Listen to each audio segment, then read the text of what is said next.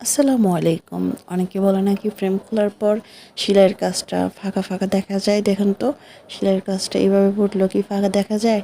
একদমই না। আপনারা যারা ভরাট কাজ করতেছেন কিন্তু ভরাট কাজে শার্ট স্টিচ দিয়ে করার পর যদি ফাঁকা দেখা যায় ফ্রেমটা খোলার পর, তাহলে অবশ্যই আপনারা কাশ্মীরি স্টিচটা ট্রাই করবেন। এই কাশ্মীরি সেলাইটা আপনি যদি দেন, এটাকে গিট ভরাটও বলে থাকে। এটা যদি আপনারা দেন একেবারে আপনি ফ্রেমটা খোলার পর কোনো ফাঁকা জায়গা দেখা যাবে না। খুব একদম মনে হবে যে আপনি আমাদের যে এমব্রয়ডারি ড্রেস আমরা পরে থাকি ওরকমই মনে হবে। আমার উপরে ফ্রেশ কালারের ফুলটা আপনি দেখেন কতটুকু ফিনিশিং হয়েছে, এই সেলাইটা দিয়ে আমি এটা করছি।